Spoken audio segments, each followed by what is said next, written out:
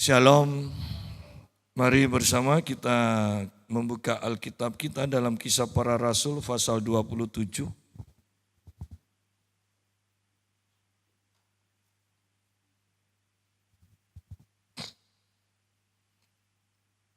Kisah Para Rasul pasal 27 ayat yang ke-9 mulai. Sementara itu sudah banyak waktu yang hilang. Waktu puasa sudah lampau dan sudah berbahaya untuk melanjutkan pelayaran.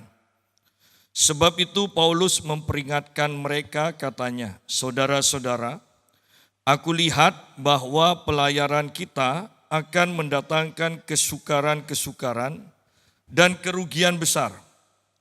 Bukan saja bagi muatan dan kapal, tetapi juga bagi nyawa kita. Tetapi perwira itu lebih percaya kepada jurumudi dan nakoda daripada kepada perkataan Paulus. Karena pelabuhan itu tidak baik untuk tinggal di situ selama musim dingin. Maka kebanyakan dari mereka lebih setuju untuk berlayar terus dan mencoba mencapai kota Phoenix untuk tinggal di situ selama musim dingin. Kota Phoenix adalah sebuah pelabuhan pulau Kreta yang terbuka ke arah barat daya dan ke arah barat laut. Pada waktu itu angin sepoi-sepoi bertiup dari selatan. Mereka menyangka bahwa maksud mereka sudah tentu akan tercapai. Mereka membongkar sauh lalu berlayar dekat sekali menyusur pantai Kreta." Kita berhenti sampai sini dulu. Ini adalah perjalanan Paulus sebagai tawanan untuk menuju ke Italia atau ke Roma. Ya, jadi dia dibawa bersama tawanan-tawanan yang lain. Dan seperti yang kita baca di sini dikatakan bahwa banyak waktu yang hilang karena ayat-ayat di atasnya berkata mereka itu bersusah payah dalam berlayar, ya, karena angin. Mereka bersusah payah sehingga banyak waktu yang hilang. Waktu puasa sudah lampau dan sudah berbahaya untuk melanjutkan pelayaran. Sebab itu Paulus memperingatkan mereka, "Saudara-saudara, aku lihat." Nah, ini pendapatnya Paulus. Sebagai hamba Tuhan dia berkata, "Aku lihat bahwa pelayaran kita akan mendatangkan kesukaran-kesukaran dan kerugian besar. Bukan saja bagi muatan dan kapal, tetapi juga bagi nyawa kita. Tetapi," dikatakan, "keputusan ada pada perwira, dan perwira itu lebih percaya kepada jurumudi dan nakoda daripada kepada perkataan Paulus. Karena pelabuhan itu tidak baik untuk tinggal di situ selama musim dingin." Nah, sidang jemaat, kalau kita perhatikan ayat-ayat ini, betapa banyaknya kesamaan dengan kehidupan kita. Bahwa kita itu lebih percaya kepada orang yang ahli di bidangnya daripada kepada hamba Tuhan atau kepada Tuhan sekali. Ya. Kita mengaku percaya kepada Tuhan, mengandalkan Tuhan. Tetapi seberapa banyak dari kita yang sebelum mengambil keputusan bertanya kepada Tuhan. Nah, seringkali kita tidak bertanya kepada Tuhan, tetapi justru kita datang kepada orang yang ahli untuk bertanya atau untuk apa sajalah, untuk berobat atau apapun. Ya. Di sini kita bisa belajar ada dua pendapat dan seorang harus memutuskan mau mengikuti pendapat siapa. Ya. Paulus mengatakan, "Aku lihat," sebagai hamba Tuhan, dia melihat. Nah, berarti dia bergerak di dalam kenabiannya. Aku melihat, ya, bukan hanya sekedar berpendapat. Aku melihat. Ya. bahwa pelayaran kita akan mendatangkan kesukaran-kesukaran dan kerugian besar. Paulus sudah melihat. Tetapi perwira yang mendengar hal itu kemudian berbalik dan bertanya kepada jurumudi dan nakoda. Dan dua orang dibandingkan satu, suara terbanyak menang. Ya, suara terbanyak menang. Bahwa jurumudi dan nakoda dikatakan mereka lebih tertarik untuk mengadakan pelayaran karena mereka sudah ahli. Ya, mereka sudah ahli. Ingat lagi peristiwa tentang Rasul Petrus sebagai murid Yesus. Waktu masih jadi nelayan, mereka berlayar sepanjang malam untuk menangkap ikan. Dan mereka gagal, padahal mereka ahli. Dan Yesus sebagai anak tukang kayu, di siang hari dia katakan, ayo kita berlayar ke tengah dan kita menangkap ikan. Dan Petrus katakan, guru kami sudah sepanjang malam tangkap ikan. Kami ini ahli, kami hafal. Kalau malam ikan muncul, kalau siang ikan tidak mungkin muncul. Tetapi, nah puji Tuhan, ya Petrus katakan, tetapi karena perkataanmu kami akan lakukan juga. Dan mereka hasilnya akhirnya menangkap ikan yang begitu banyaknya. Perhatikan bahwa keahlian Petrus gagal, tetapi hikmat Yesus sebagai anak manusia dan anak Allah itu bekerja, itu terjadi. Nah, di sini terulang kembali pengalaman yang mirip kan. Bahwa perwira itu harus memilih. Percaya kepada perkataan Paulus yang sama sekali tidak berpengalaman di dalam pelayaran. Atau percaya kepada jurumudi dan nakoda. Dan setiap kita pasti sepakat lebih percaya kepada jurumudi. Apalagi di sini Paulus tidak dikenal sebagai nabi. Ya.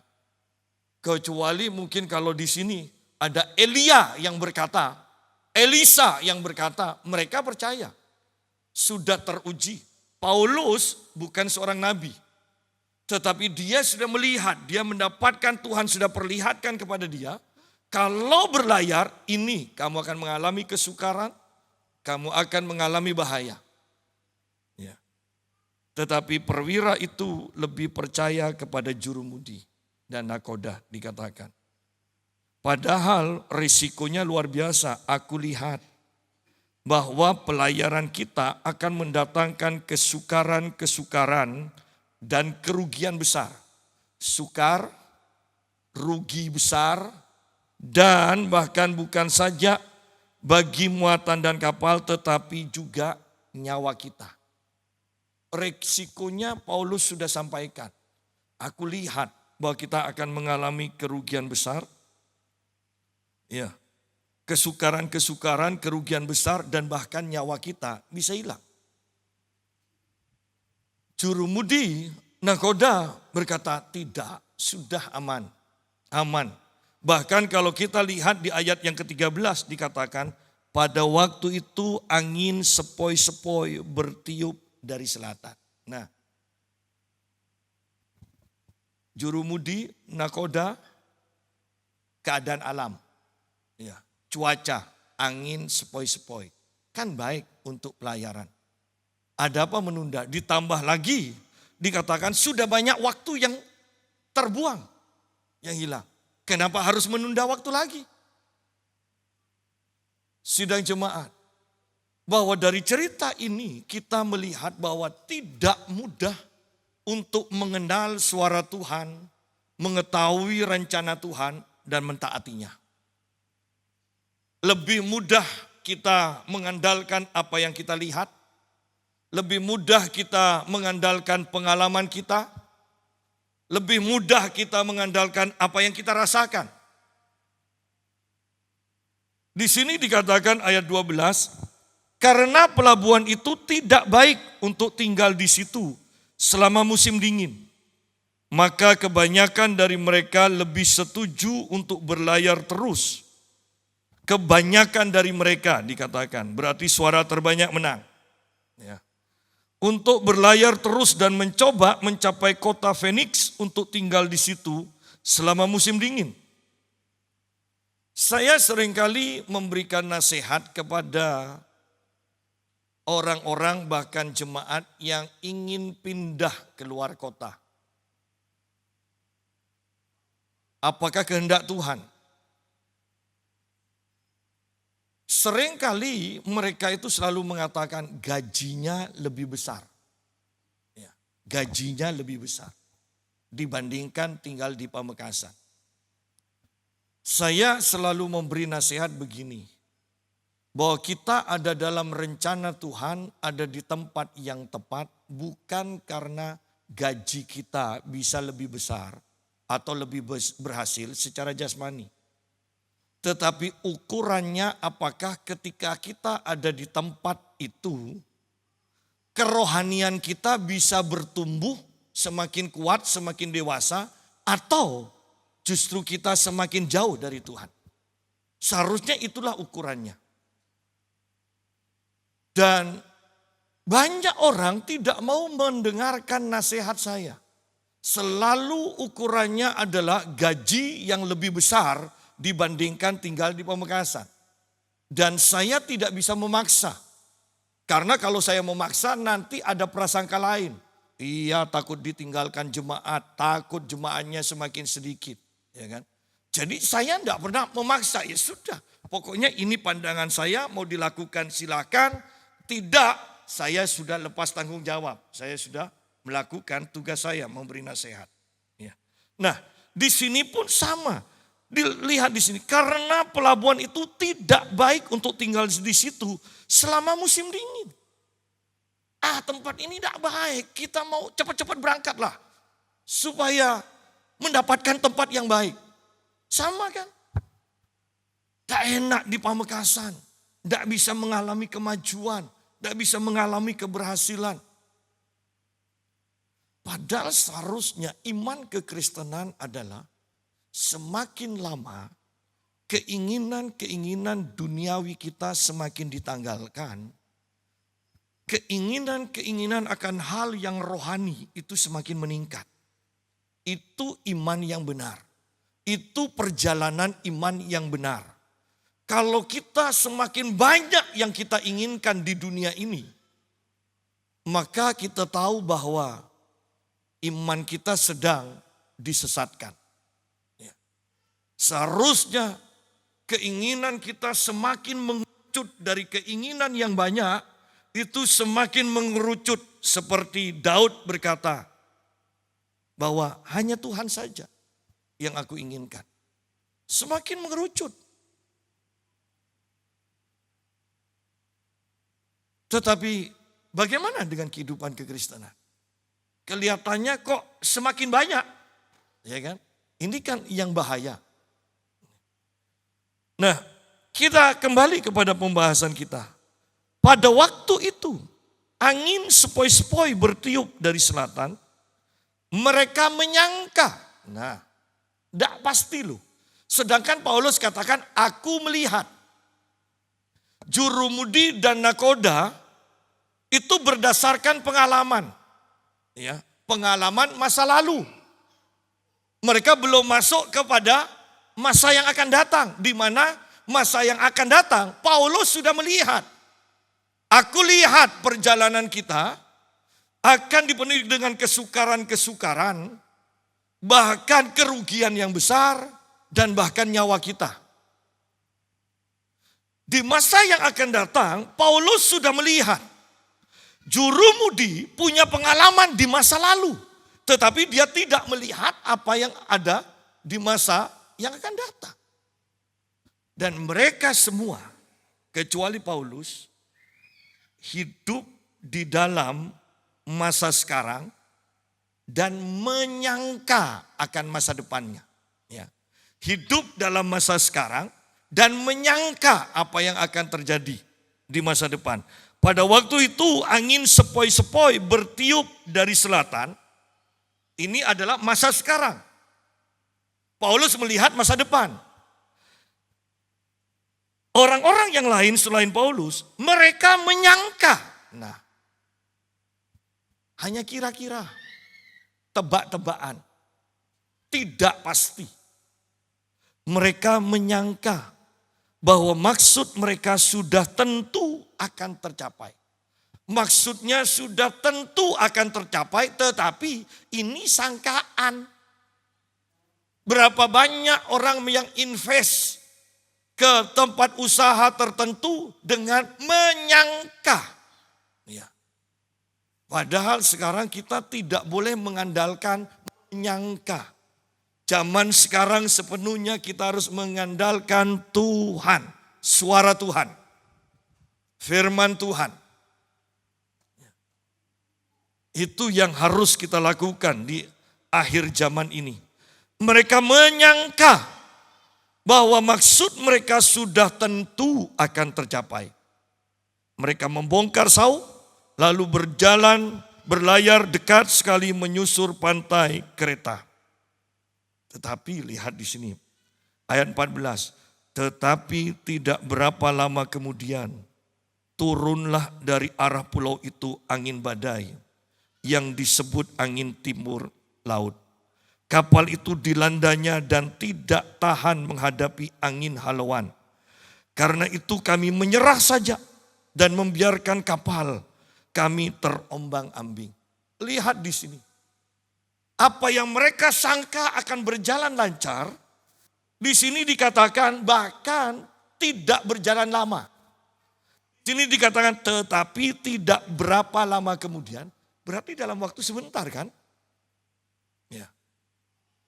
Bahwa hati-hati membangun usaha, investasi, segala macam mulai sekarang ini. Hati-hati. Ya. Kita menyangka pasti berhasil. Sudah tanya Tuhan atau belum?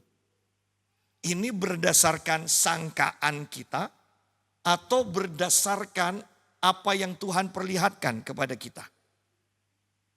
Ya. Pak, jangan terlalu fanatik lah. Kalau memang fanatik bisa menyelamatkan kita, lebih baik kita fanatik. Sabar menantikan Tuhan. Sabar mendapatkan tuntunan Tuhan. Yang penting selamat. Mereka menyangka dan mereka berlayar. Mereka menyangka mereka akan berhasil dan mereka berinvestasi. Bayangkan dengan pikiran, wah kita akan dapat untung besar. Kita akan begini, kita akan begini.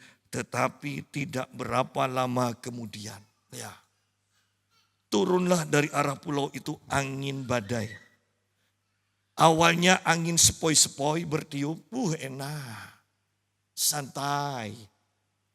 Perjalanan kita akan berhasil, enak. Ya.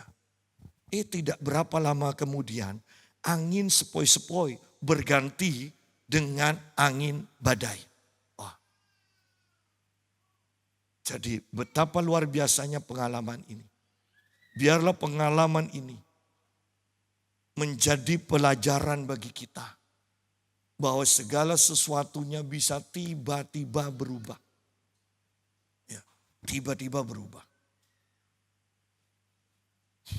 Saya kenal beberapa orang bahkan hamba Tuhan. Sehat. Tiba-tiba divonis kanker. Beberapa orang yang saya kenal mengalami seperti itu. Ketika kami ke Malaysia, beberapa orang yang datang bersama kami dari Indonesia kan biasa kan namanya Penang, kesempatan untuk sekalian check up. Datang tanpa penyakit, ketika check up, saya tanya hasilnya.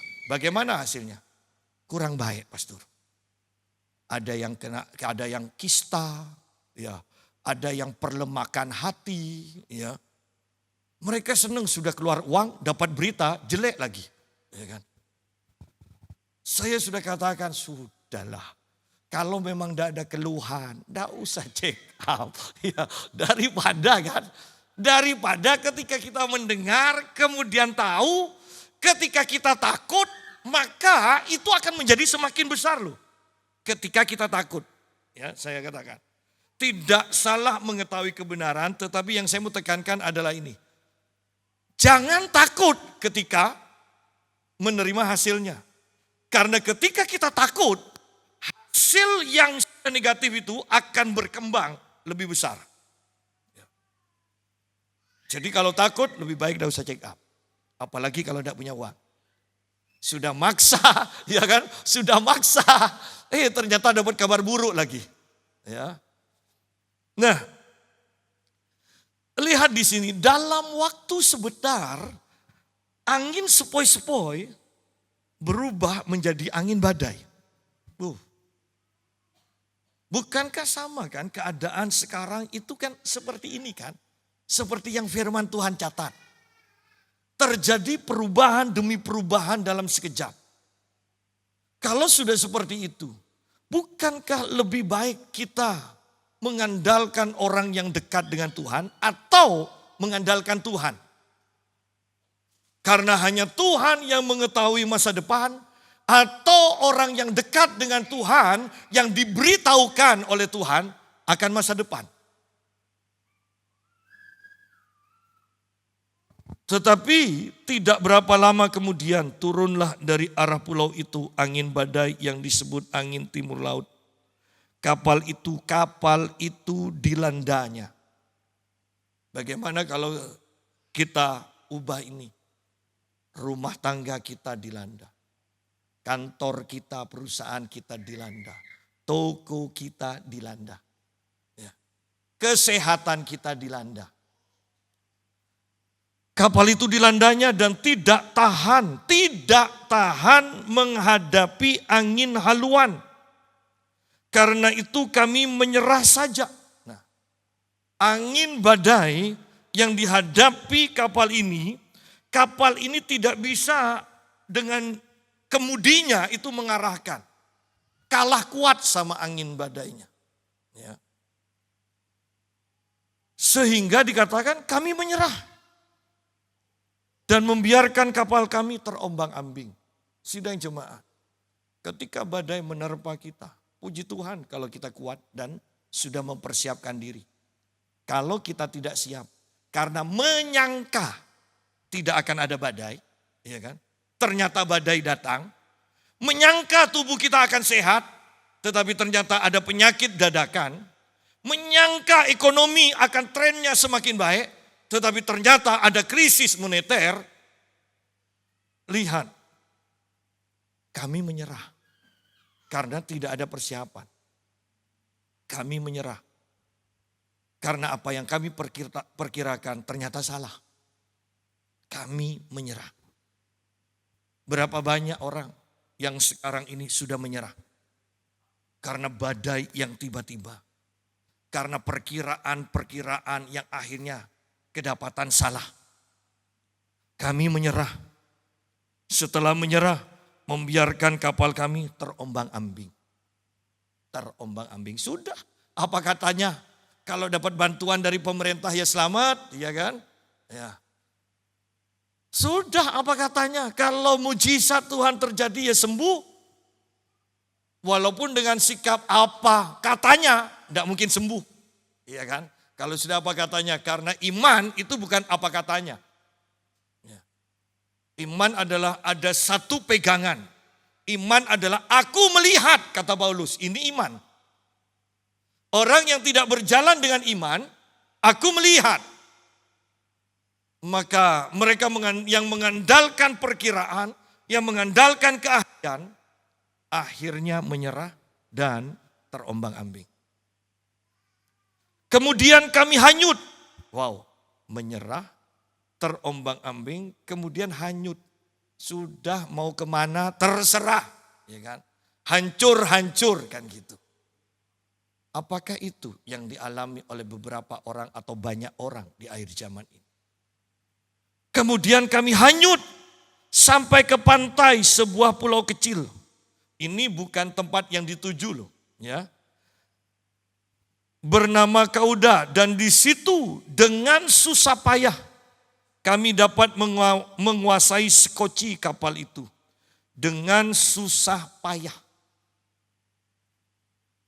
Alkitab katakan bahwa berkat Tuhan tidak disertai dengan susah payah. Ya, berkat Tuhan. Coba mengandalkan, aku lihat yang dilihat oleh Paulus. Mereka tidak akan bersusah payah. Lucu ketika kita begitu bersusah payah, kemudian kita bersaksi bahwa Tuhan begitu baik dan memberkati kami. Berkat Tuhan tidak disertai dengan susah payah. Ya. Berkat Tuhan tidak disertai dengan susah payah. Di sini dikatakan dengan susah payah kami dapat menguasai sekoci kapal itu. Dengan susah payah. Selanjutnya kita lihat. Dan setelah sekoci itu dinaikkan ke atas kapal, mereka memasang alat-alat penolong dengan meliliti kapal itu dengan tali. Dan karena takut terdampar di beting Sirtis, mereka menurunkan layar dan membiarkan kapal itu terapung-apung saja. Lihat. Bahwa sepanjang ayat-ayat ini dalam perikop ini kita lebih banyak melihat negatifnya. Dikatakan di sini, karena takut terdampar, karena takut, maka mereka terapung-apung saja.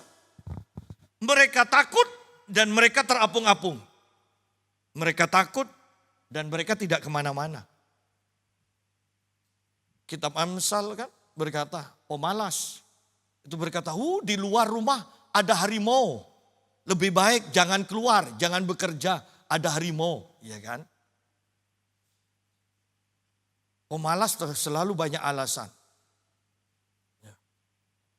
Tidur sebentar lagi, menyilangkan tangan sebentar lagi bekerja, sebentar lagi bekerja. Loh, kok sudah sore? Besok lagi aja, besok kerjanya, ya kan? Itu memalas. Tetapi di sini kita lihat ketakutan itu membuat kita tidak kemana-mana. Ketakutan membuat kita juga tidak berusaha. Ketakutan tidak membuat kita bekerja. Terapung-apung saja dikatakan. Karena ayat 18, karena kami sangat hebat diombang-ambingkan angin badai. Wow, sangat hebat diombang-ambingkan angin badai. Bahwa perjalanan tanpa pimpinan Tuhan, ingat, Anda akan terus merosot, dan terus merosot. Akhirnya akan hilang lenyap. Celakalah orang yang mengandalkan kekuatannya sendiri, dikatakan oleh kitab Yeremia. Karena kami sangat hebat diombang-ambingkan angin badai, maka pada keesokan harinya mereka mulai membuang muatan kapal ke laut. Dan pada hari yang ketiga mereka membuang alat-alat kapal dengan tangan mereka sendiri. Perhatikan di sini, mereka membuang semua yang membebani, bawaan-bawaan mereka, atau dengan gampangnya harta mereka. Orang kan kalau sakit, sama kan ya? Orang kalau sakit, meskipun punya 2 rumah, perlu 3 rumah, biaya 3 rumah, kita berani menjual yang 2, mencari pinjaman untuk melengkapi juga dana yang dibutuhkan. Yang penting selamat. Sama di sini. Tetapi bayangkan di sini dikatakan, dan pada hari yang ketiga mereka membuang alat-alat kapal dengan tangan mereka sendiri. Anda bayangkan keadaan mereka.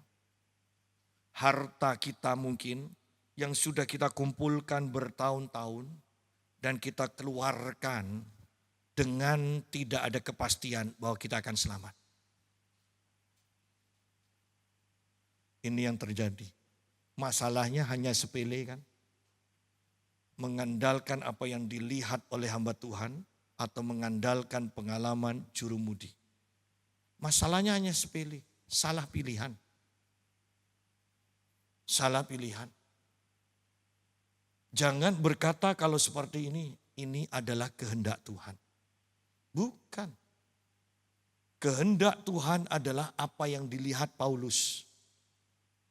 Itu kehendak Tuhan sebenarnya.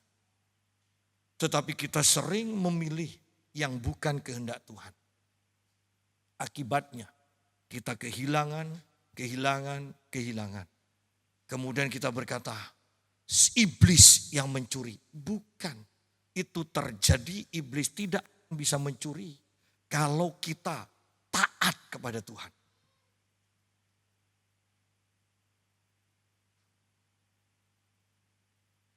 Ayat 20, setelah beberapa hari lamanya, baik matahari maupun bintang tidak kelihatan, dan angin badai yang dahsyat terus-menerus mengancam kami. Akhirnya putuslah segala harapan kami untuk dapat menyelamatkan diri kami. Kalau zaman sekarang kan gelap mata, akhirnya bunuh diri. Ya kan? Sama kan di sini. Setelah terombang-ambing, terapung-apung, ya. Di sini kita ketemu dengan ayat yang mengatakan setelah beberapa hari lamanya, baik matahari maupun bintang-bintang tidak kelihatan. Gelap. Gelap. Sudah gelap ditambah dengan angin badai yang dahsyat terus menerus mengancam kami. Ya. Akhirnya putuslah segala harapan kami. Putus harapan. Nah,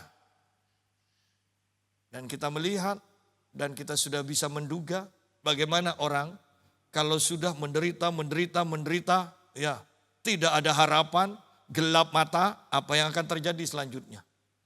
Ya. Padahal masalah yang begitu berat, itu hanya karena salah pilihan aja.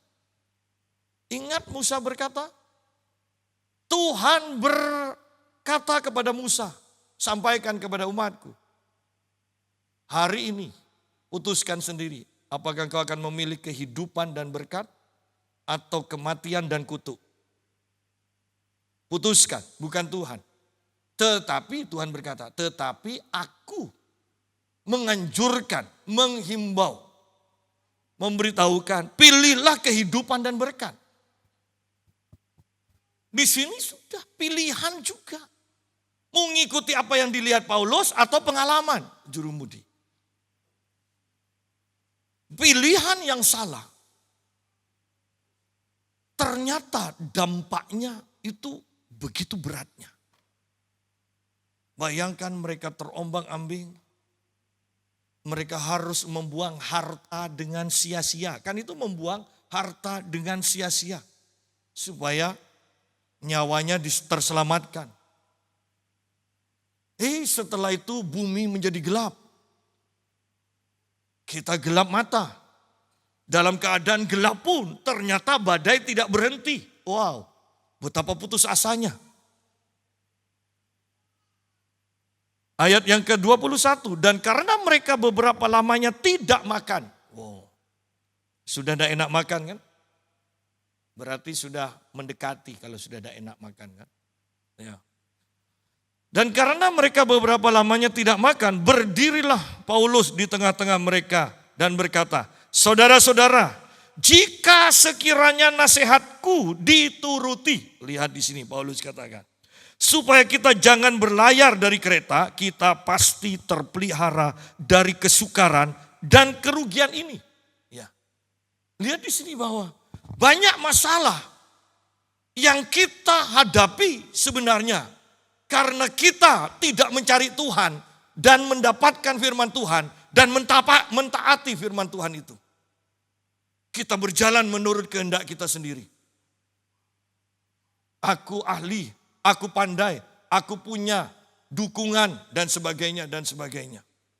Dan Paulus katakan, saudara-saudara, jika sekiranya nasihatku dituruti, supaya kita jangan berlayar dari kereta, kita pasti terpelihara dari kesukaran dan kerugian. Tanpa keraguan Paulus katakan, kita pasti terpelihara.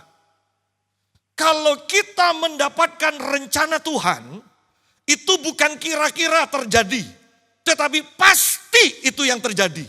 Dan rancanganku adalah damai sejahtera, kata Allah. Pengharap masa depan yang penuh pengharapan. Itu pasti bukan kemungkinan terjadi. Tetapi seringkali kita tidak mengikuti rencana Allah. Kita mengikuti kedagingan kita. Kita mengikuti kesombongan kita.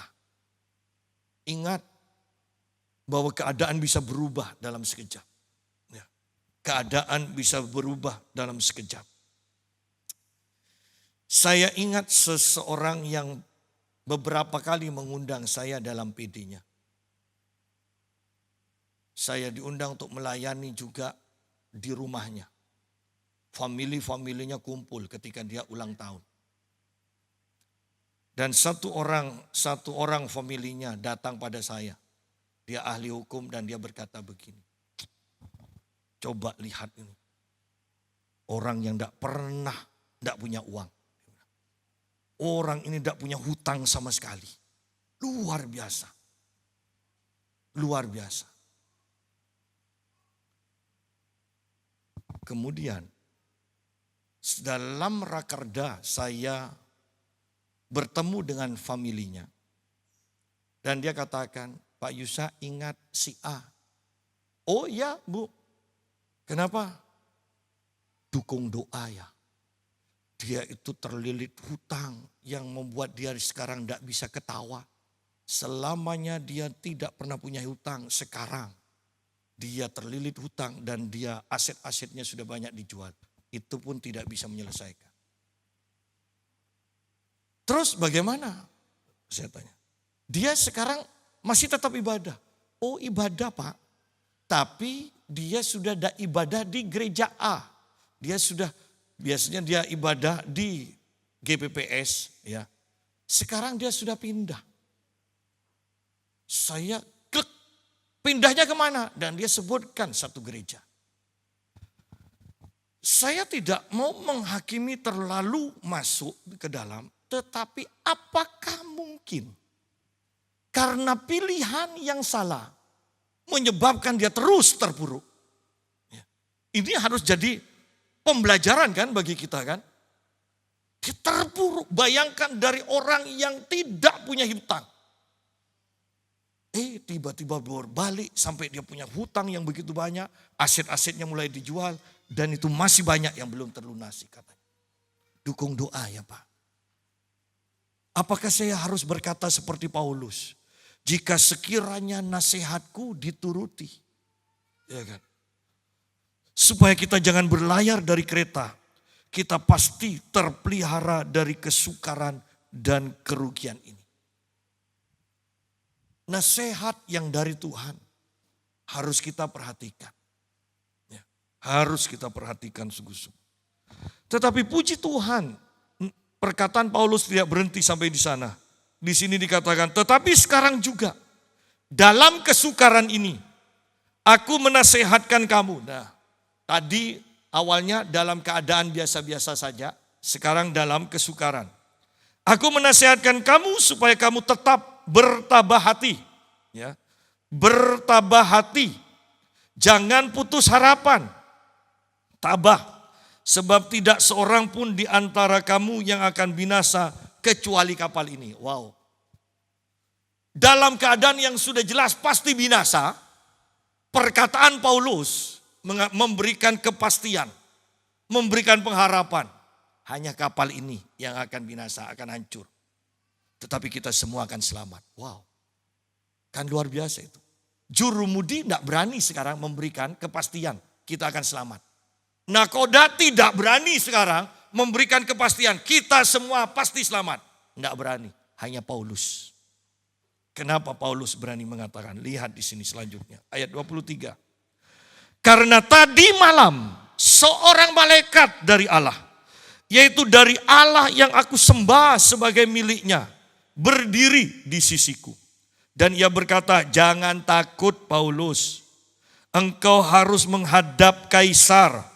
Dan sesungguhnya oleh karunia Allah, maka semua orang yang ada bersama-sama dengan kau di kapal ini akan selamat. Bukan karena mereka baik, bukan karena mereka itu ahli, Tetapi karena engkau Paulus, dikatakan, wow, sidang jemaat, saya sering kali berkata, ingat, kalau engkau berhasil, jangan sombong. Jangan-jangan engkau berhasil, itu karena ada seseorang yang mendoakan engkau. Suami engkau berhasil, jangan-jangan karena ada istri yang mendoakan. Karena ada orang tua yang mendoakan. Jangan berkata, walah mama ini, papa ini kuno. Jangan. Jangan sampai itu terjadi karena kita tidak tahu keberhasilan kita ini.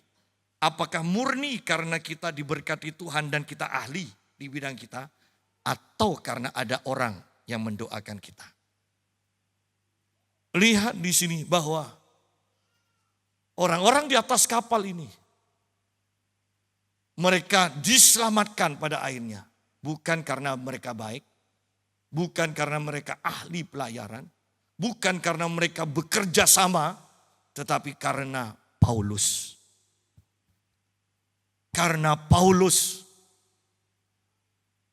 Oleh karena itu bahkan kita sungguh harus merendahkan diri. Menyadari seperti tadi pagi kita bahas. Kesanggupan kita bukanlah murni adalah kemampuan kita, tetapi karena pekerjaan Allah.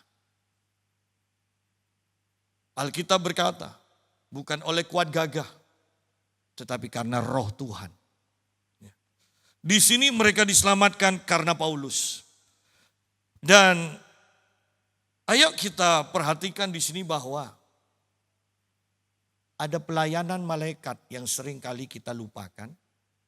Atau ada pelayanan malaikat yang kita sering anggap remeh. Artinya begini. Yang satu tidak mengakui kita butuh malaikat. Yang lain malah memerintah-merintah malaikat. Padahal tidak ada ayatnya.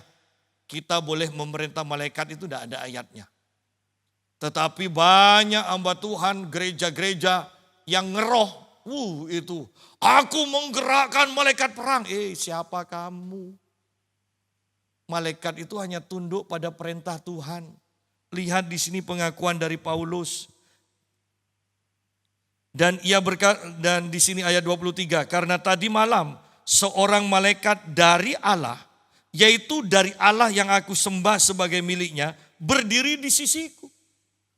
Dan ia berkata, jangan takut Paulus, engkau harus menghadap kaisar. Dan kata-kata di sini selanjutnya Anda akan lihat bahwa bukan Paulus yang mengundang malaikat itu. Tetapi Tuhan yang mengutus malaikat itu kepada Paulus untuk menyampaikan pesan. Ya. Bukan Paulus yang mengundang malaikat. Ayat 25, sebab itu tabahkanlah hatimu saudara-saudara. Karena aku percaya kepada Allah bahwa semuanya pasti terjadi sama seperti yang dinyatakan kepadaku. Wow, ini iman. Aku percaya kepada Allah dan ketika Allah menyatakan sesuatu, aku percaya. Itu pasti terjadi. Itu iman. Seringkali kita mengatakan percaya pada Allah, tetapi kita tidak pernah punya firman Tuhan yang kita percayai bahwa itu pasti terjadi. Kita mengaku percaya kepada Allah, setelah itu kita mengandalkan kekuatan kita, mengandalkan kekayaan kita, mengandalkan keahlian kita, mengandalkan orang-orang yang kita kenal. Itu bukan iman. Ya. Tetapi Paulus sebaliknya, ini iman yang benar, iman yang murni. Karena aku percaya kepada Allah, bahwa semuanya pasti terjadi sama seperti yang dinyatakan, seperti yang dikatakan kepadaku. Itu iman. Sehingga Rasul Petrus bisa tidur dengan nyenyak ketika dia di penjara dan dia besok akan terima keputusan, akan dipenggal. Dia bisa tidur nyenyak. Kenapa? Karena Yesus Setelah dia bangkit kembali, dia berkata, ketika sekarang kau bebas melakukan kehendakmu. Tetapi ketika rambutmu sudah putih, orang akan menggiring engkau dan engkau sudah tidak berdaya pada waktu itu. Sehingga perkataan Yesus seakan-akan mau berkata, Petrus, engkau mati ketika engkau sudah tua. Pada waktu Petrus ditangkap, dia masih muda. Besok dia akan dipenggal. Petrus bisa tidur nyenyak. Kenapa? Karena Petrus percaya akan perkataan Yesus. Mungkin di dalam penjara dia berkaca, rambutku masih hitam. Ya kan? Berarti belum waktunya mati. Sama dengan Paulus di sini. Aku percaya kepada Allah bahwa semuanya pasti terjadi. Sama seperti yang dinyatakan kepadaku. Bukankah ini pernyataan yang sangat luar biasa? Ya. Ayat 26. Namun kita harus mendamparkan kapal ini di salah satu pulau. Percaya, iya. Tetapi harus ada tindakan. Aku percaya hari ini Tuhan akan berkati aku berlimpah. Kemudian kita tidur terus. Nunggu berkat. Itu bukan seperti itu caranya. Lihat. Bahkan ketika Petrus mengatakan karena engkau berfirman. Maka kami akan melakukannya. Dan mereka melemparkan jala. Itu bukti mereka percaya. Namun kita harus mendamparkan kapal ini di salah satu pulau. Nah, ini tindakan imannya. Malam yang ke-14 sudah tiba dan kami masih tetap terombang-ambing di Laut Adria. Tetapi kira-kira tengah malam anak-anak kapal merasa bahwa mereka telah dekat daratan. Nah, ada pengharapan sudah. Ada pengharapan. Lalu mereka mengulurkan batu duga dan ternyata air di situ 20 depa dalamnya. Setelah maju sedikit mereka menduga lagi dan ternyata 15 depa. Bahwa daratan semakin dangkal sudah ya. Dan karena takut bahwa kami akan terkandas di salah satu batu karang. Mereka membuang 4 sauh di buritan dan kami sangat berharap mudah-mudahan hari lekas siang. Akan tetapi anak-anak kapal berusaha untuk melarikan diri dari kapal. Mereka menurunkan sekoci dan berbuat seolah-olah mereka hendak melabuhkan beberapa sauh di haluan. Karena itu Paulus berkata kepada perwira dan prajurit-prajuritnya, jika mereka tidak tinggal di kapal, kamu tidak mungkin selamat. Lalu prajurit-prajurit itu memotong tali sekoci dan membiarkannya hanyut. Ketika hari menjelang siang, Paulus mengajak semua orang untuk makan, katanya, sudah 14 hari lamanya, kamu menanti-nanti saja menahan lapar dan tidak makan apa-apa. Karena itu aku menasihati kamu supaya kamu makan dahulu. Hal itu perlu untuk keselamatanmu. Tidak seorang pun di antara kamu akan kehilangan sehelai pun dari rambut kepalanya. Lihat pernyataan Paulus ini, betapa luar biasanya. Nah, di tengah-tengah kapal itu mulai mengarah kepada daratan. Ada orang-orang yang mau menyelamatkan dirinya sendiri. Ya, mereka egois. Dan akibatnya Paulus katakan, itu kalau engkau tidak awasi, engkau tidak tangkap, kembali ke kapal, kita semua, engkau juga tidak selamat. Karena firman Tuhan mengatakan, semua akan diselamatkan karena Paulus, semuanya. Tapi kalau semuanya itu hanya mementingkan kepentingan dirinya sendiri, egois, dikatakan oleh Paulus, engkau kepada perwira itu juga, engkau tidak akan selamat juga.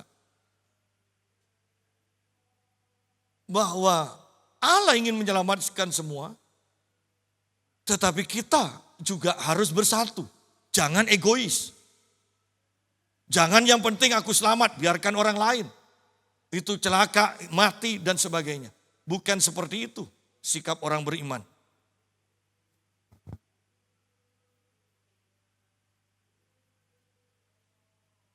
Ayat 35, sesudah berkata demikian, Ia mengambil roti, mengucap syukur kepada Allah di hadapan semua mereka, memecah-mecahkan lalu mulai makan.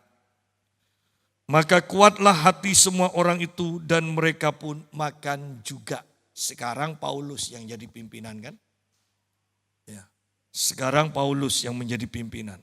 Karena Paulus makan dengan tenang, maka itu menguatkan orang yang lain. Mereka mulai tenang dan makan juga dikatakan. Jumlah kami semua yang di kapal itu 276 jiwa. Banyak di sini dikatakan. Setelah makan kenyang mereka membuang muatan gandum ke laut untuk meringankan kapal itu. Dan ketika hari mulai siang mereka melihat suatu teluk yang rata pantainya. Walaupun mereka tidak mengenal daratan itu, mereka memutuskan untuk sedapat mungkin mendapatkan kapal itu ke situ. Mereka melepaskan tali-tali saut lalu meninggalkan saut-saut itu di dasar laut. Sementara itu mereka mengulurkan tali-tali kemudi, memasang layar topang supaya angin meniup kapal itu menuju pantai. Tetapi mereka melanggar busung pasir dan terkandaslah kapal itu. Haluannya terpancang dan tidak dapat bergerak dan buritannya hancur dipukul oleh gelombang yang hebat. Pada waktu itu prajurit-prajurit bermaksud untuk membunuh tahanan-tahanan supaya jangan ada seorang pun yang melarikan diri dengan berenang. Tetapi perwira itu ingin menyelamatkan Paulus, karena itu ia menggagalkan maksud mereka dan memerintahkan supaya orang-orang yang pandai berenang lebih dahulu terjun ke laut dan naik ke darat. Kita lihat di sini lagi bahwa pada akhirnya walaupun kesadaran ini terlambat, semua yang mereka miliki ternyata tidak berharga dibandingkan nyawa mereka.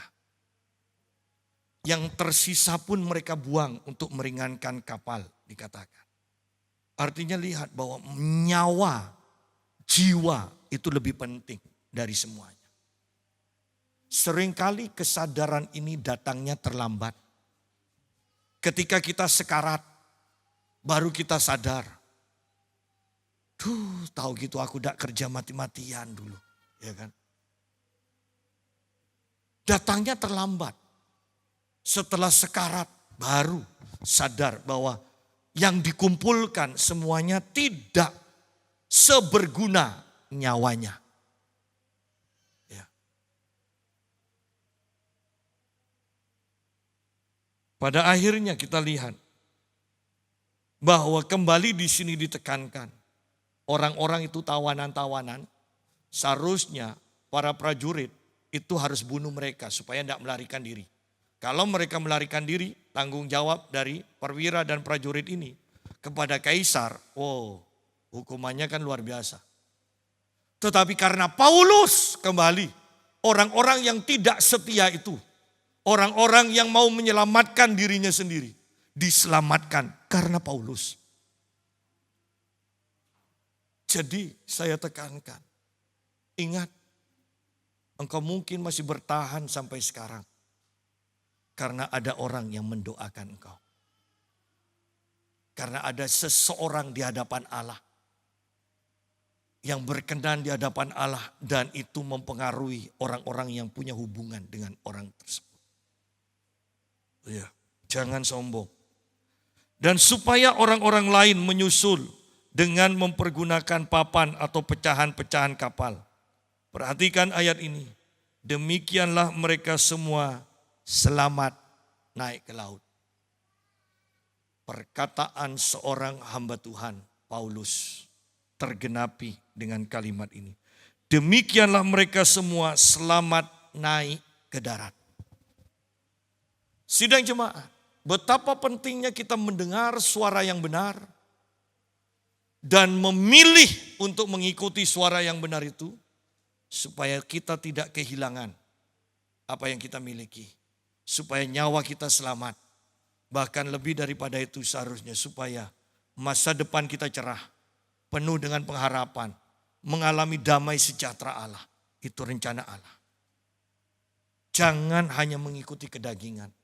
Jangan mengikuti orang-orang yang ahli. Ya. Ketika ada dua pilihan, ingat di sini, ketika ada dua pilihan, suara Tuhan atau suara orang yang ahli, kita tahu mana yang kita harus ikuti. Jangan menyesal setelah terlambat. Tetapi puji Tuhan, dalam keadaan kritis pun Tuhan setia. Tuhan setia. Tuhan masih sanggup untuk menolong. Dan Tuhan mau menolong. Karena orang yang diurapi Tuhan. Terpujilah nama Tuhan. Diberkatilah kita semua. Dan kiranya firman ini juga menjadi pegangan bagi kita. Rancangan Tuhan itu lebih bisa dipercaya daripada pengalaman manusia. Suara seorang hamba Tuhan yang diurapi lebih bisa dipercaya daripada suara orang-orang yang ahli. Kiranya Tuhan akan membawa kita masuk dalam pengalaman demi pengalaman yang membuat kita semakin mengenal Tuhan. Sehingga kita semakin mengasihi Tuhan. Mari kita berdoa.